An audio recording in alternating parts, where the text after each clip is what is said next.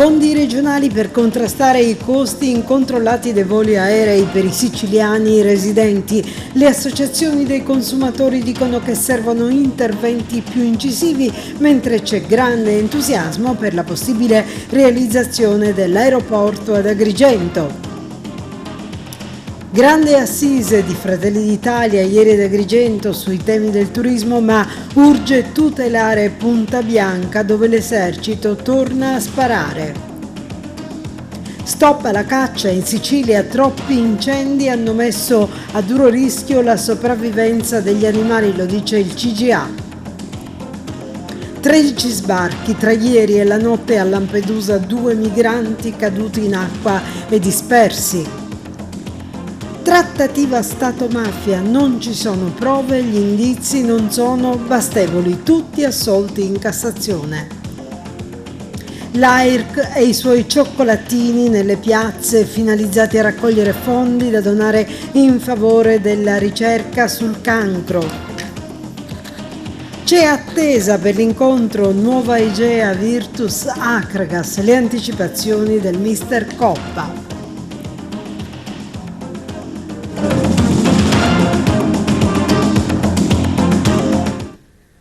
E a tutti un saluto dalla redazione di TVA Notizie. In apertura la questione del caro voli per i siciliani che ancora una volta è oggetto di indignazione da parte del governatore Schifani, che a questo punto decide di disporre fondi regionali per i residenti finalizzati ad abbattere le tariffe. Vediamo.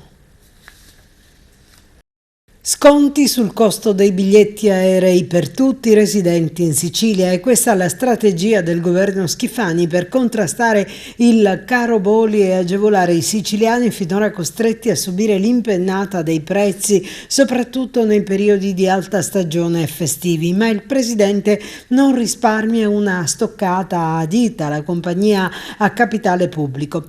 Abbiamo lavorato per convincere un vettore italiano di nuova costituzione che si sta dimostrando molto serio e puntuale, Aeroitalia, che si occupasse di servire il nostro territorio applicando delle tariffe accettabili. Questo vettore, dice, ha dimostrato non soltanto serietà e puntualità, ma anche rispetto di impegni assunti. Così dice il presidente della regione siciliana nel corso di una conferenza stampa a Palazzo d'Orléans, dove è stato annunciato proprio lo sconto sul prezzo dei biglietti aerei residenti in Sicilia per la riduzione degli svantaggi derivanti dall'insularità. È un vettore in crescita, ha proseguito, che ha dato una scossa al mercato e a quel duopolio. L'altro vettore privato, Ryanair, ha ridotto i prezzi dopo l'ingresso nel mercato di Aeroitalia, cosa che non si è verificata, sottolinea, paradossalmente, per la compagnia a capitale pubblico ITA. Purtroppo, dice il governatore, è un fatto che mi amareggia moltissimo verificare come il denaro pubblico venga così mal gestito da operatori che pur di sopravvivere espongono i cittadini a vessazioni di prezzo e nello stesso tempo a perdite continue. Tutto questo, conclude, mi lascia veramente sconvolto. Ma il Codacons non è d'accordo con tutto questo. Dice: apprezziamo lo sforzo di Schifani e dell'assessore Aricò, ma crediamo che abbattere le tariffe dei voli ricorrendo a fonti pubblici non possa essere la soluzione al problema. Le speculazioni sui prezzi dei biglietti, dice l'associazione, vanno bloccate alla fonte attraverso interventi normativi tesi a calmierare le tariffe e sanzionare pesantemente chi lucra sulle partenze dei siciliani.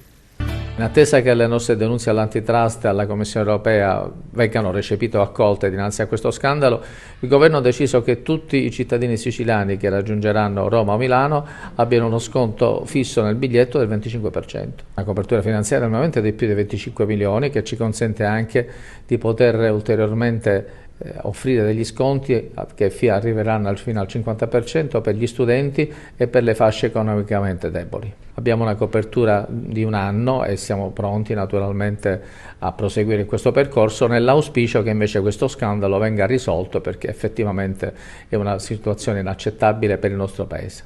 Abbiamo attinto per questa misura che stiamo varando alle somme stanziate secondo l'articolo 119 sulla insularità, il nuovo principio della Costituzione che prevede che occorre stanziare da parte del governo, cosa che ha fatto, delle somme per compensare la marginalità derivante da essere isola. Saremo operativi dal 1° dicembre, attendiamo col bando che le compagnie aderiscano a questa nostra proposta, già abbiamo i segnali che tutte le compagnie aderiranno a questa piattaforma e saranno pronte ad effettuare lo sconto sulla base della residenza immediatamente con l'autodichiarazione di chi fa il biglietto. E torniamo a parlare dell'aeroporto di Agrigento, perché tra l'altro siamo in tema di collegamenti. Esulta il deputato nazionale Lillo Pisano per la positiva evoluzione del progetto che vede a grandi passi concretizzarsi la possibilità che Agrigento abbia finalmente il suo aeroporto. Sentiamolo. Onorevole, allora parliamo di questa legge per l'aeroporto di Agrigento che grazie anche al suo operato è venuta in porto. Sì, diciamo che finalmente è diventata legge. Oggi quando si parla di Agrigento nel decreto Sud si parla non solo dell'articolo 8 che riguarda Lampedusa e Linosa, quindi il maxi finanziamento di 45 milioni di euro che il governo Meloni ha stabilito come compensazione per l'isola di Lampedusa, visto i problemi e i fatti migratori che hanno contribuito purtroppo quest'estate anche a creare un disagio economico sia agli operatori turistici che anche alla popolazione, ma all'8 bis c'è la norma che parla della progettazione e realizzazione dell'aeroporto di Agrigento. Quella norma è a nome Pisano, il deputato che sarei io, e naturalmente con grande orgoglio lo rivendico perché passando pure al Senato diventa legge. La società è già pronta e quale sarà l'iter ora? Ora abbiamo 4 mesi di tempo per, assieme alla provincia, naturalmente concordare e presentare il progetto al Ministero dei Trasporti e naturalmente di là fare tutto l'iter delle autorizzazioni che compete poi naturalmente agli uffici, al Ministero, tutto quello che riguarda naturalmente la fattibilità. Il luogo scelto? No, sul luogo naturalmente stanno lavorando i tecnici, non lo sappiamo neanche noi, però di fatto la cosa più importante è quella che rientra in una norma, in un decreto importante come quello decreto Sud, e quindi materialmente a noi interessava portare l'obiettivo finale, poi il luogo, il posto, quello è secondario. Aeroporto, turismo, perché ieri c'è stato un convegno di Fratelli d'Italia dal titolo I professionisti del turismo, un incontro svoltosi proprio presso lo spazio Temenos, partecipato che per noi ha seguito Arturo Cantella. Professionisti del turismo, oggi un interessante convegno di Fratelli d'Italia qua ad Agrigento. Sì, siamo qui con la classe dirigente siciliana di Agrigento per ascoltare le istanze di un territorio. Il nostro partito è da sempre cinghia di trasmissione delle istanze territoriali alle sedi centrali e siamo oggi qui appunto per l'ascolto, per la elaborazione, per la sintesi. Ringrazio tutti gli organizzatori che hanno promosso questo evento che ci permette di incontrare le categorie ma anche di raccontare un fatturato, il fatturato di quest'anno di governo Meloni, di quest'anno di nostra attività al Parlamento della Nazione e per raccontare anche quanto il mondo delle professioni e dei professionisti conti per il nostro partito, per Giorgia Meloni. Le professioni sono per noi un modello sociale, un modello valoriale, un modello di riferimento da sempre della destra italiana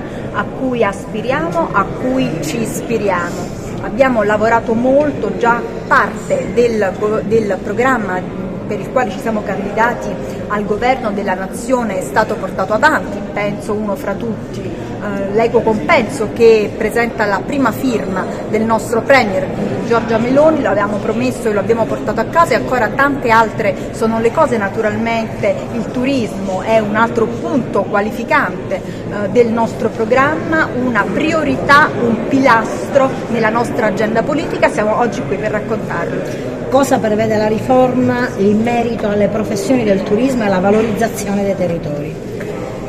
La riforma delle professioni delle guide turistiche è un altro di quei punti programmatici che già dai banchi dell'opposizione avevamo immaginato, avevamo costruito anche insieme al collega Caraman, che è capo dipartimento turismo, oltre che naturalmente membro del capogruppo delle attività produttive alla Camera dei Deputati nella Commissione appunto attività produttive. È una grossa e importante riforma, devo dire anche collegata e richiesta dall'Europa, che noi avevamo messo a punto e che abbiamo portato, così come abbiamo promesso, in Parlamento.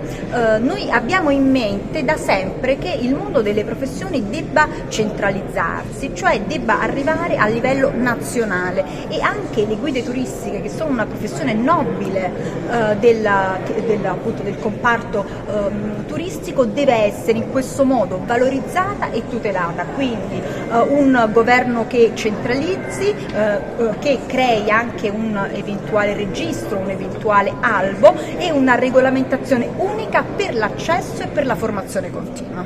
Onorevole Milazzo, parliamo oggi di questa iniziativa in favore al turismo che Fratelli d'Italia sta organizzando.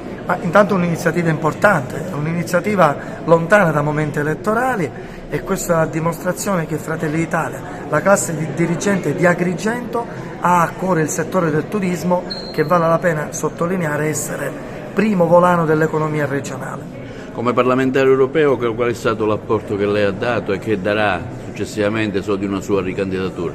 Seguire le risorse del PNRR, perché sono importanti per ammodernare il nostro Paese, un'opportunità che non possiamo mancare se vogliamo puntare sul turismo. Sì, oggi è questa iniziativa del partito che riguarda il turismo. Noi stiamo investendo moltissimo su questo, sia a livello nazionale che regionale. È notizia di questi giorni un disegno di legge del nostro assessore passato in giunta, che ora è nella commissione in cui io lavoro, in ARS, che riguarda proprio il riassetto dell'accoglienza del turismo, quindi tutti i B&B, tutte le varie forme di accoglienza, che sono anche varie, perché adesso ci sono anche quelle in mare. Ci sono i bot, che sono anche una novità, bot breakfast, ci sono diverse forme nuove che però hanno bisogno di essere codificate e organizzate per dare con certezza un prodotto di qualità, un servizio di qualità al turista che viene. La Sicilia sta crescendo nell'attenzione nazionale e internazionale. La provincia di Agrigento su questo si innesca anche grazie all'importantissimo risultato di aver ottenuto Agrigento capitale della cultura. Questa è un'occasione preziosissima che dobbiamo cogliere, adeguando quindi le nostre strutture perché appunto riescano a dare un segnale di accoglienza e di servizi massimo e possano portare il turista a venire per questo importante evento, ma a tornare perché Agrigento e le sue meraviglie rimangono nel cuore. Paola Antinoro, Paola Antinoro, organizzatrice di questo evento che vede i vertici di Fratelli d'Italia parlare di turismo in un momento in cui Agrigento Capitale 2025 riceve anche 10 milioni di euro per questo fatto. Sì, il Dipartimento regionale delle professioni, che mi onoro di rappresentare in sinergia con il Dipartimento nazionale delle professioni, di cui abbiamo qui la nostra responsabile nazionale, ha voluto fortemente organizzare questa manifestazione nella quale si parlerà delle professioni del turismo, con una particolare e specifica attenzione alla riforma delle professioni e le guide turistiche, di cui Fratelli d'Italia ne fa un cavallo di battaglia, proprio qui voluto organizzare proprio qui ad Agrigento, città capitale della cultura 2025, città turistica, città in cui la professione delle guide turistiche diciamo è ben rappresentata. Sviscereremo questo tema insieme a Gianluca Caramanna, all'onorevole Caramanna e all'onorevole Marta Schifone. Parleremo di quelli che sono i punti più importanti e la ratio legis di questa riforma. Sempre in tema di turismo, ma questa volta con un occhio all'ambiente, lunedì ci sarà una manifestazione per Punta Bianca dove l'esercito è ritornato a sparare dopo ben 300 passagiorni di silenzio. Intanto il Consiglio regionale per la protezione del patrimonio naturale, presieduto dall'assessore regionale al territorio e ambiente Totò Cordaro, ha approvato la proposta di perimetrazione presentata dal Dipartimento regionale per l'ambiente per l'istituzione della riserva di Punta Bianca e Scoglio Patella, esprimendosi favorevolmente sull'inserimento della proposta nel piano regionale dei parchi e delle riserve. Questa decisione segue l'incontro di qualche settimana fa tra l'assessore Cordaro, il generale Scardino, il comandante militare dell'esercito in Sicilia, i rappresentanti delle associazioni ambientaliste Fabio Galluzzo di Mare Vivo Sicilia e Claudio Lombardo di Mare Amico, propedeutico proprio alla perimetrazione. E intanto sulla necessità che Punta Bianca, questo sito meraviglioso, vada tutelato, scende in campo il giornalista Silvio Schembri, che ha rilasciato questa dichiarazione.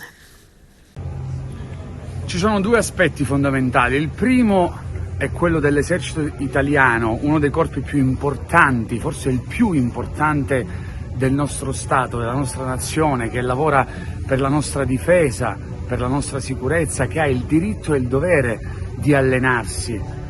E poi c'è quello della Sicilia, la Sicilia che ha deciso di vivere di turismo, di cultura, e sono due elementi molto distanti tra loro. Non è colpa né dell'esercito che deve esercitarsi né della Sicilia che vuole vivere di turismo. Probabilmente la colpa potrebbe essere della politica che non riesce a trovare un elemento comune tra le due cose. Di fatto c'è una cosa: non può succedere ancora oggi che l'esercito italiano vada ad esercitarsi a Punta Bianca, una riserva naturale vicinissima alla Valle dei Templi, vicinissima a dei posti magici che vengono visitati da centinaia di migliaia di turisti durante l'anno, perché nessuno riesce a trovare una soluzione. Ripeto, non è colpa né dell'esercito né di chi, come i siciliani e come gli operatori del turismo, ha deciso di vivere di turismo. C'è qualcuno più in alto che dovrebbe farsi carico di questo problema. C'è un elemento però: non è possibile, non possiamo continuare a consentire che a 3 chilometri dalla Valle dei Templi si continui a sparare a mare e si continui a portare i carri armati per fare delle esercitazioni militari. È assurdo. Per questo io non potrò esserci, ma sarò al fianco delle associazioni che saranno lunedì mattina a Punta Bianca per protestare contro le esercitazioni militari a Punta Bianca, un luogo che dovrebbe essere solo una riserva naturale, ritrovo di turisti e di amanti della natura. E cambiamo argomento, parliamo adesso della finanziaria della regione siciliana, che fa sempre molto discutere sia maggioranza che opposizione. Noi, per capirne di più, abbiamo sentito ieri l'onorevole Giusi Savarino. Una battuta sulla finanziaria, una finanziaria importante che presenta anche punti nuovi, insomma, rispetto all'anno scorso, che è stato un po' più diciamo frettolosa, diceva il Presidente Schifani. Sì, la scossa finanziaria è stata insomma un po' così, frutto di una sinergia trovata in aula e con delle sintesi che forse avrebbero dovuto essere fatte meglio, tant'è che è stata impugnata in grandi parti. Adesso invece è frutto di un lavoro più attento, anche sinergico rispetto ai gruppi parlamentari, quindi Fratelli d'Italia ha messo molto di suo. È di queste ore la conferenza stampa del nostro assessore Rico sul Caro Voli, che è un'iniziativa che noi abbiamo seguito con attenzione per cercare appunto di evitare il caro voli rispetto ai turisti che arrivano, ma sono tante le misure della finanziaria che riguardano la nostra provincia. C'è l'emendamento che riguarda Agrigento con un finanziamento importante, storico direi, ma c'è anche la norma storica che riconosce le royalty alle città come Licata, Gela e Butera che soffrono del rischio di impatto della Cassiopea, che quindi gli impianti petroliferi nella loro costa.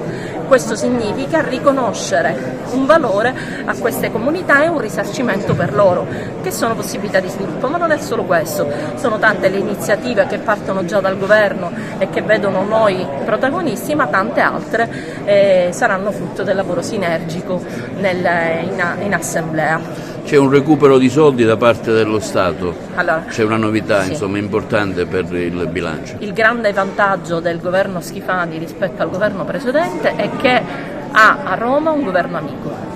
E questo lo stiamo vedendo nella risoluzione di problemi enormi, penso al Priolo, che se chiudeva il depuratore a Priolo erano migliaia di lavoratori che andavano a casa, è un danno enorme, ma penso anche alla soluzione, alla transizione rispetto ai debiti pregressi che noi abbiamo trovato e che così vengono spalmati e ci viene riconosciuta finalmente la possibilità di fare concorsi, perché la nostra macchina burocratica è ormai anziana, abbiamo bisogno di nuovi professionisti, di giovani che abbiano voglia di lavorare, che abbiano anche l'entusiasmo di farlo per una regione siciliana che deve essere a passo coi tempi. Finalmente Roma, il governo Meloni autorizzano queste nuove assunzioni e quindi che ci auguriamo vengano fatte nel massimo della trasparenza. Ecco perché chiediamo anche su quello che è successo sul corpo forestale che questo concorso venga attenzionato e annullato se ci sono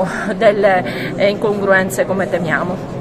Oggi c'è stata una grande manifestazione sulla sanità, un punto dolente purtroppo di questo momento che stiamo attraversando. Dopo Agrigento anche Sciacca si è mobilitata. Sì, effettivamente è un problema enorme. Io ho parlato col ministro Schillaci, una delle soluzioni potrebbe essere quella di mutuare la norma che ha riguardato le sedi periferiche dei magistrati, che chi accetta sedi periferiche ha la possibilità di avere un guadagno maggiore e fare carriera più facilmente, perché i medici sono pochi e preferiscono gli ospedali più prestigiosi. I nostri ospedali periferici, i concorsi vanno deserti.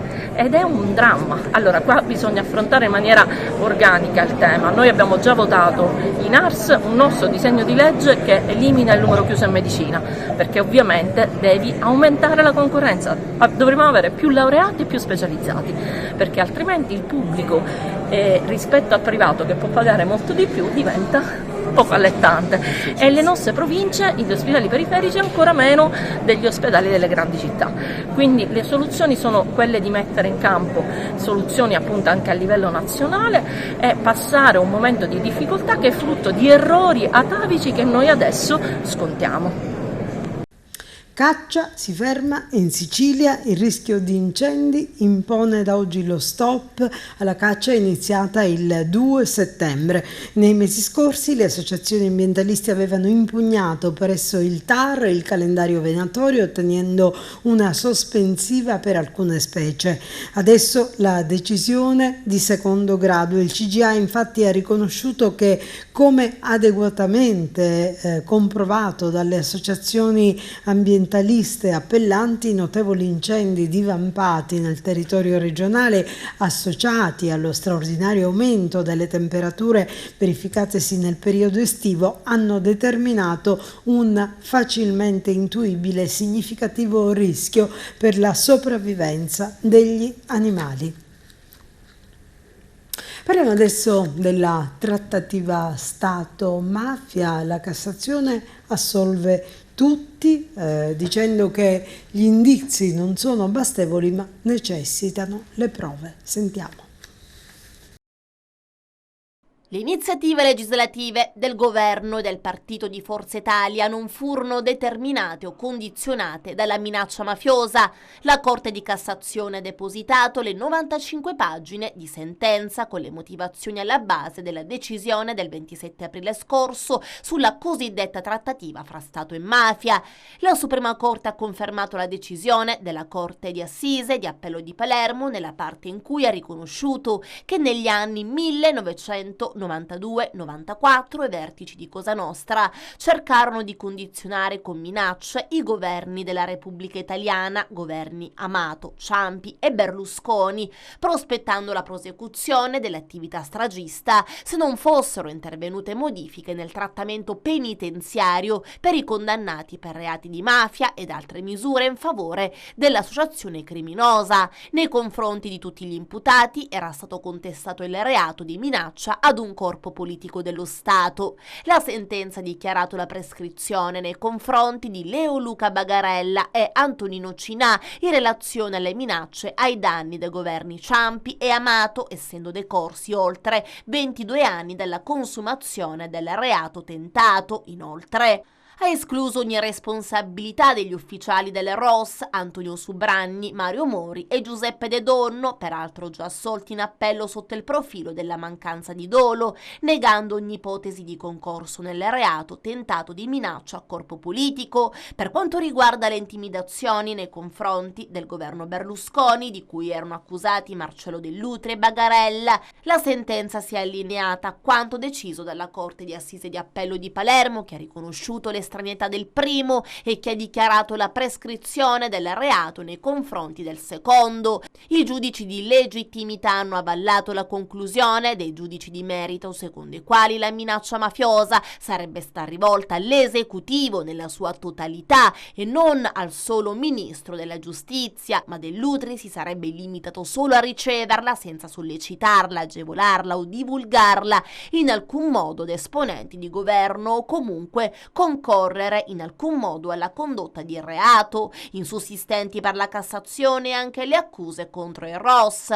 Per i giudici l'interlocuzione promossa da Mori e da De Donno dopo la strage di Capaci con Ciancimino aveva lo scopo di comprendere le condizioni per la Cassazione degli omicidi e delle stragi da parte di Cosa Nostra. L'iniziativa degli alti ufficiali del ROS era infatti intesa non già a indurre Cosa Nostra a rivolgere minaccia al governo, affermano così i giudici della Cassazione, bensì al perseguimento dell'obiettivo contrario di far cessare la stagione stragista. È il dramma dell'immigrazione, 2 migranti sono caduti in acqua e sono dispersi. A raccontarlo sono stati i militari della motovedetta CP281 della Guardia Costiera, che hanno soccorso un barchino di 6 metri e hanno visto quanto accaduto 67 somali, gambiani e ivoriani, che hanno raccontato tra l'altro di aver pagato 1.500 dinari tunisini ciascuno per arrivare in Italia e di essere partiti da Sfax in Tunisia.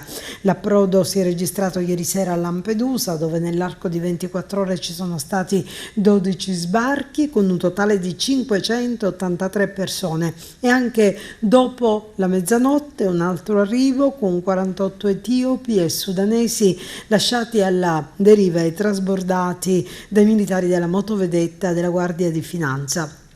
Dunque sono 362, compresi 79 minori non accompagnati, i migranti attualmente ospiti all'hotspot di Lampedusa, da dove ieri sera sono state trasferite 266 persone giunte all'alba a Porto Empedocle.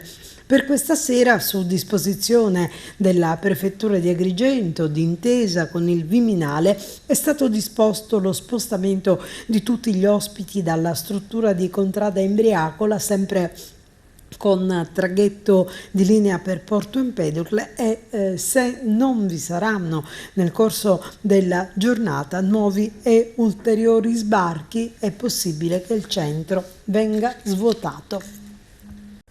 Un operaio forestale di Cammarata di 58 anni è stato ricoverato in gravi condizioni all'ospedale civico di Palermo dopo essere stato travolto e schiacciato da un albero che stava tagliando. I carabinieri stanno accertando la dinamica dell'incidente che pare comunque sia stato generato da una fatalità.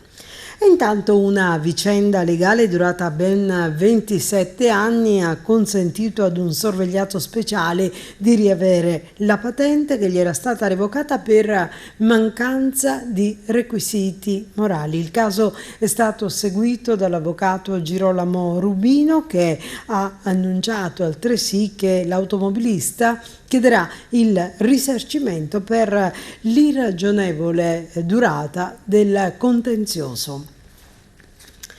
Un colpo di arma da fuoco alla testa sarebbe stato il padre e i carabinieri lo arrestano, accade a Licata, il giovane è stato ricoverato presso l'ospedale. Sentiamo.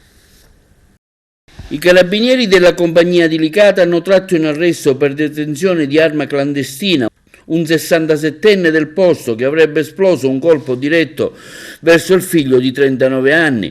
In particolare i militari dell'Arma sono intervenuti su segnalazione giunta alle prime ore del mattino al 112 presso l'abitazione di quest'ultimo, che riportava una ferita di striscio alla testa prodotta da colpo d'arma da fuoco. L'uomo, dopo l'intervento del personale sanitario del 118, veniva immediatamente trasportato presso il locale ospedale San Giacomo d'Altopasso, non in pericolo di vita.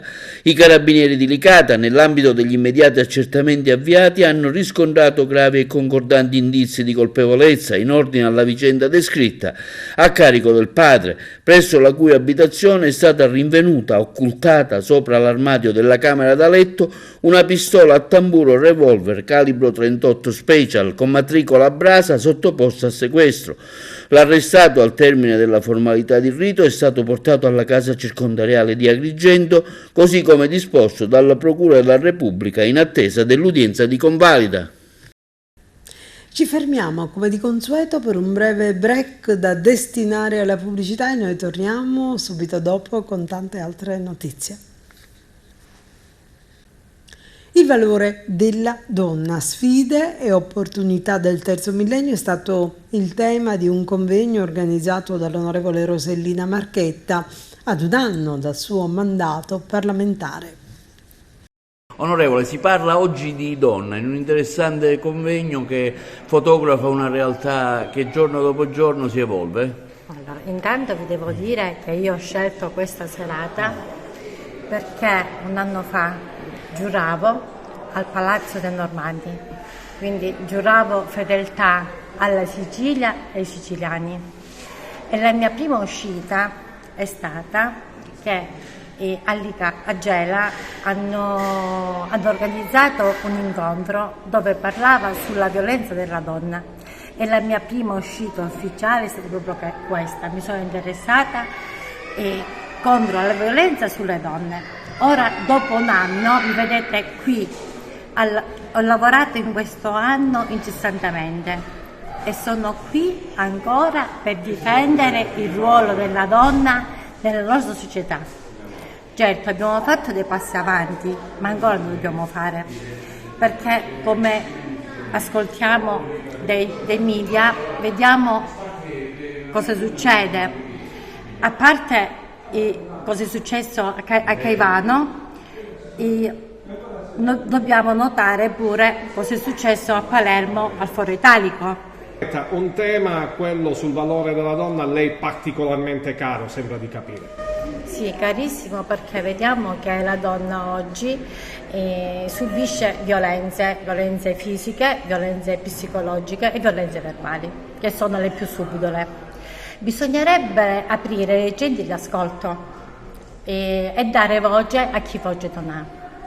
E poi debellare questo fenomeno sin dalla radice.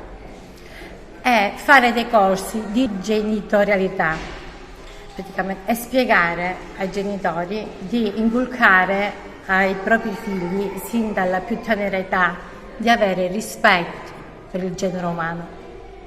Un'importante legge è stata approvata, diciamo, anche dal Parlamento regionale sulla figura dello psicologo che, diciamo, ne aumenta i posti, ed questo è importante anche per discutere di queste problematiche che alla radice hanno sempre una loro ragione di essere. Sì, infatti abbiamo presentato questo DDL per lo psicologo di base, eppure ho presentato un DDL che ancora è stato calendarizzato per il pedagogista. Suor Maria Agnese Ciarrocco, suore di Don Morinello. Un importante convegno oggi che parla delle donne. Il suo aspetto qual è dell'intervento? Noi donne, suore, una scelta di vita, una vita vissuta per la fraternità e per il prossimo. Cosa dovrebbe fare oggi una donna per, diciamo, essere al passo con i tempi ed evitare anche queste violenze che spesso succedono da parte degli uomini?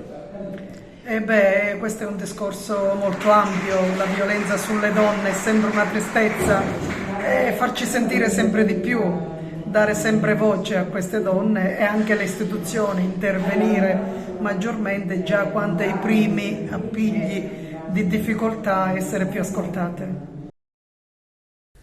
I cioccolatini per la ricerca sul cancro è l'iniziativa benefica dell'AIRC che ha destinato i proventi di questa vendita alla ricerca.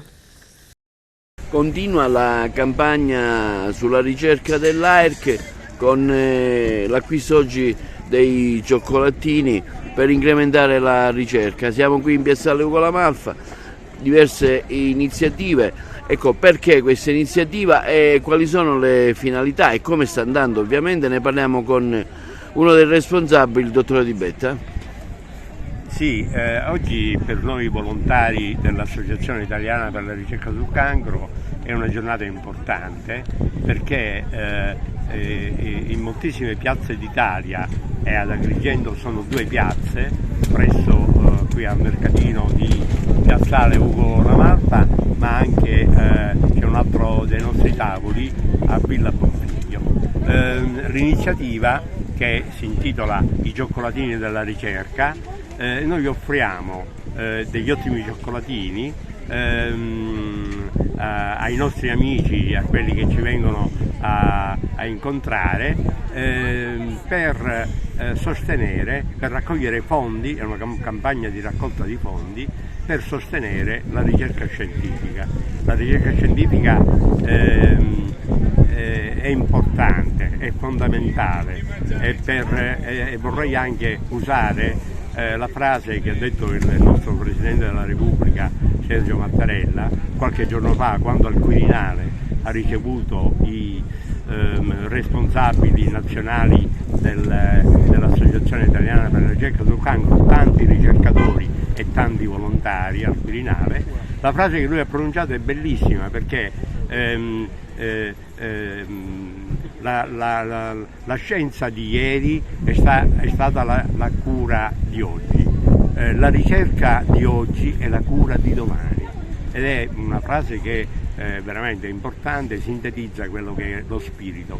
La ricerca scientifica è complessa, è complicata, ha bisogno di tecnologie costose, ha bisogno di tempi, ha bisogno di apparecchiature e ha bisogno anche di scienziati che si applicano e soprattutto di giovani ricercatori che si impegnano per cercare di sconfiggere il cancro.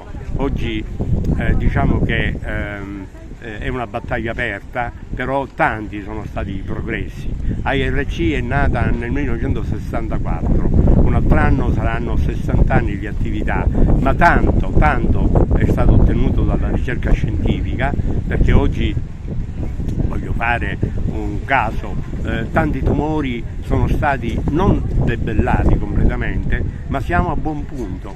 Faccio un paio di esempi: i tumori della mammella, il cancro del seno, che ha drammaticamente colpito le nostre mamme, mogli, sorelle, figlie, oggi quando è preso naturalmente, perché questa è una parola chiave, arrivare presto, arrivare prima, la prevenzione, se è preso al momento giusto abbiamo una percentuale di guarigione del 90%, sono numeri strabilianti.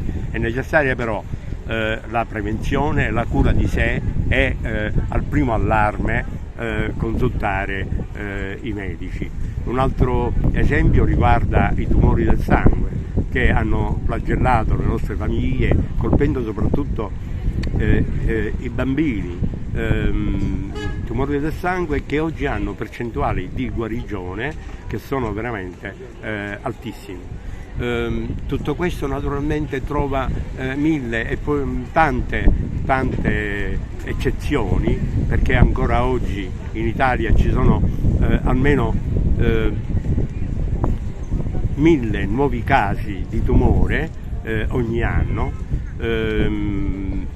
però questi numeri sono molto confortanti, la ricerca va avanti, ha bisogno di essere sostenuta, i volontari sono un valore veramente aggiunto, perché poi noi siamo le gambe attraverso cui con l'impegno che mettiamo nella raccolta dei fondi, i volontari sono le gambe che permettono alla ricerca scientifica e all'AIRC di andare avanti, camminare. Come sta andando? Stamattina, come sempre, abbiamo le persone mostrano una grande generosità, vengono, prendono i cioccolatini, danno le offerte, qualcuno anche aggiunge qualcosa all'importo dei cioccolatini. È veramente una cosa molto confortante, la gente ha sensibilità, ad Agrigento in particolare. Noi abbiamo sempre nelle nostre campagne di raccolta fondi riscontrato la generosità della gente che è molto sensibile a questo problema. Siamo già a buon punto, penso che in mattinata avremo esaurito tutti i nostri cioccolatini ed è veramente una grande soddisfazione per noi. E adesso lo sport, vigilia di nuova Igea Virtus Akragas con il mister Marco Coppa che presenta il derby siciliano della 13ª giornata di andata del campionato di serie di Girone I. Un altro derby siciliano sulla strada dell'Akragas che allo stadio del Condres Barone di Barcellona Pozzo di Goto affronta la locale squadra della nuova Igea Virtus, affidata da qualche settimana al neotecnico ed ex biancazzurro Francesco Di Gaetano. Un avversario che sta cercando di risollevarsi dalla bassa classifica per il raggiungimento finale di una salvezza tranquilla. La compagine dei Temli, che è attesa da un trittico di gare consecutivo in appena 8 giorni, dovrà fare ricorso a tutte le energie possibili, anche perché subito dopo il match con la Nuova Igea dovrà affrontare mercoledì 15 novembre all'Esseneto in Coppa Italia il Trapani, per poi concludere domenica 19 dello stesso mese il ciclo delle 3 gare ospitando la regina dell'ex Francesco Salandria. Ma vediamo com'è l'attuale situazione in casa Akragas. Sulla strada del recupero il fantasista argentino Jama, che tornerebbe disponibile agli ordini del tecnico Marco Coppa a partire proprio da questa sfida in terra peloritana. Il calciatore sembra aver smaltito i postumi dell'infortunio subito un paio di giornate addietro sul rettangolo di Locri ed il riposo con la San Cataldese è risultato salutare. Per il resto la squadra appare rivitalizzata dopo la recente vittoria interna che è valsa il 5° posto in classifica generale ed in attesa di avere a disposizione l'attuale cantante e attaccante moldavo Leuca, che dovrà scontare la seconda ed ultima giornata di squalifica. Quest'ultimo tornerà disponibile mercoledì prossimo in Coppa Italia contro il Trapani. Ritorna in panchina lo stesso tecnico biancazzurro Coppa, anche lui ha finito di scontare lo stop di disciplinare, per cui se non ci saranno novità a scendere in campo sul rettangolo di gioco padovitano sarà la migliore formazione possibile. Il direttore di gara designato per questo derby siciliano, il cui inizio, lo ricordiamo, è programmato per le ore 14:30, è Alessandro Nicolai di Pistoia, che verrà assistito da Francesco Davide Bonaccorso e Dario Testai, entrambi della sezione di Catania. Ma credo che bisogna affrontare questa partita in maniera veramente coraggiosa, perché all'Igea, a Barcellona, si è creato in tutto l'ambiente una mentalità già da qualche anno, che poi l'anno scorso li ha portati pure alla vittoria del campionato, una mentalità battagliera, per cui noi dobbiamo andare lì, ripeto, con grande coraggio e adesso senza più perdere la convinzione di quello che siamo, che possiamo fare, per cui dobbiamo andarci a giocare una bella partita. Oltre al coraggio, quali armi serviranno all'Akragas per uscire indenne dallo stadio di Barcellona? Come abbiamo fatto bene la scorsa settimana, noi dobbiamo sempre mantenere il nostro equilibrio tattico per tutta la partita e sfruttare le occasioni che abbiamo, perché in una partita non si può pensare di avere tantissime occasioni e quindi dobbiamo cercare di essere concreti al momento giusto, ma ripeto, grande attenzione tattica per tutti i 95 minuti. L'Igea che avversario è? L'Igea è un avversario, ripeto, che ormai ha acquisito una mentalità importante, una squadra che corre tanto. Oggi hanno pure anche un allenatore che conosce bene questa categoria, un allenatore esperto, per cui è un avversario, credo, forse tra i più impegnativi di questo campionato. Forse non sembrerebbe, ma invece lo è, secondo me.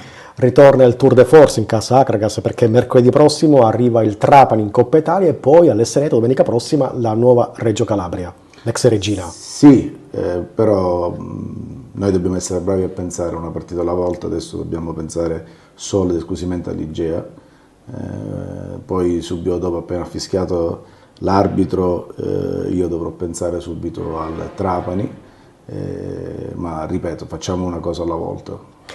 Dando uno sguardo alla classifica, quanto è veritiera la classifica dell'Akragas? Io credo che la classifica sia assolutamente veritiera, perché è vero che noi non meritavamo di uscire sconfitti contro le due prime della classe, Trapani e Vibonese, però è pure vero che i ragazzi hanno rimediato con delle vittorie importanti, sia nei derby in casa, ma soprattutto nelle partite degli scontri diretti fuori casa, quindi questa è una cosa che va sottolineata, perché noi abbiamo vinto tante partite fuori casa contro squadre che sono nostre dirette avversarie per l'obiettivo della salvezza, per cui alla fine dei conti credo che la classifica sia una classifica giusta. Cosa ha detto finora questo campionato per quanto riguarda l'alta e la bassa classifica? Questo campionato ha detto che è un campionato che riserva sorprese costantemente e quindi non bisogna e non si può abbassare la guardia, però ha detto pure che non esistono, per chi deve pensare a vincere il campionato, non esistono squadre che ammazzeranno il campionato come si pensava forse all'inizio, ma io l'ho sempre sostenuto, perché non esiste il Catania dell'anno scorso, nonostante siano stati spesi probabilmente gli stessi soldi. E per quanto riguarda invece la situazione salvezza, è un campionato che fino alla fine bisognerà combattere, lottare, sudare, perché non ci sono assolutamente certezze. Anche le squadre che in questo momento stanno lì in fondo alla classifica, secondo me le vedremo alcune di loro risalire inaspettatamente, perché non dimentichiamoci che adesso si aprirà il mercato in maniera ufficiale, per cui qualcuno secondo me rimedierà subito cercando di risalire la classifica, e noi non dobbiamo mollare un centimetro per continuare a fare quello che stiamo facendo, che poi se lo continuiamo a fare ci porterà a salvarci prima invece di aspettare la conclusione di questo campionato, e poi quindi probabilmente a giocare anche in maniera più spensierata. Un'ultima domanda: che voto dai finora al campionato dell'Akragas? Ma io sono troppo di parte per darti questa risposta. Mi piacerebbe che gli addetti ai lavori debbano commentare quello che sta facendo l'Akragas, anche perché io sono troppo di parte, non perché non saprei che voto dare, ma so però quello che abbiamo vissuto qui dentro e gli altri non sanno, nel senso che gli altri che leggono il risultato, leggono il commento della partita, non sanno se noi giochiamo senza 7 giocatori, non sanno se siamo falcidiati da infortuni continui, non sanno che noi vorremmo esprimere un altro tipo di gioco, a tratti ci riusciamo comunque nonostante le condizioni del nostro campo, non sanno tante situazioni per cui per me, ripeto, sarebbe un commento troppo di parte, non è giusto che si dia spazio agli addetti ai lavori. Queste invece le sfide del prossimo turno di Serie D Girone I, Città del Cireale Castrovillari, Regina Vibonese, quindi un derby tutto calabro, Locri e Canicattì, 9G come abbiamo detto prima, Virtus Acregas, Portici Gioiese, San Luca Ragusa, San Cataldese Reale Casalnuovo, Siracusa Città di Sant'Agata riposeranno Licata e Trapani. Per quanto riguarda il campionato d'eccellenza, continua a registrare uno straordinario equilibrio per le squadre di testa. Nissa, Profavara, Mazzara 46 e adesso anche lo stesso Sciacca si ritrovano in fila indiana. Comunque queste sono le gare in programma questo turno. Accademia Trapani, Athletic Club Palermo, Casteldaccia, Oratorio San Ciro e Giorgio, Don Carlo Misilmeri Fulgatore, Gerace Supergiovane Castelbuono, Nissa Castellammare, Profavara Mazzara, poi Unione Sportiva Mazzara 46, Folgore Castelvetrano e infine Unità Sciacca Aspra. Scendendo ancora di categoria, in promozione siamo arrivati all'8ª giornata e questo turno riserva un derby tutto agrigentino, vale a dire Empedoclina Camarate, con l'esordio sulla panchina granata del tecnico mercante che ha sostituito di recente Giuseppe Gambino. Camarate ed Empedoclina sono divise da appena un punto in classifica generale e per la compagine marinara è una ghiotta occasione in caso di vittoria di scavalcare gli stessi cugini della montagna. Torna a giocare in casa il Gemini con la Giardillenese, mentre il Casteltermine rende visita al Partinico Audaci. Ma vediamo qual è il turno di questa domenica. Bagheria Marsala, Città di Capo di San Vitulo Capo Parmonval, dunque Empedoclina Camarate, Gemini Giardillenese, poi c'è Iccarense e Cus Palermo, Partinico Audace Casteltermini e San Giorgio Piana Alba Alcamo.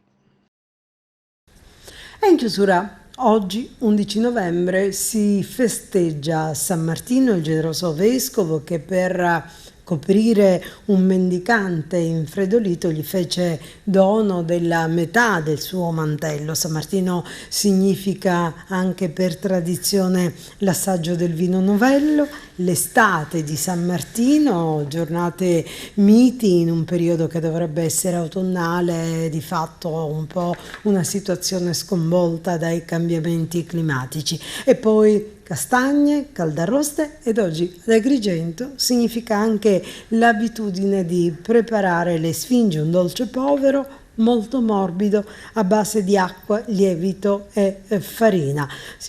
Si trovano oggi ovunque, anche farcite di cioccolato e ricotte. Dunque, in chiusura, a tutti buon San Martino e buon weekend, grazie per averci seguito e ci rivediamo lunedì con TV a Notizie.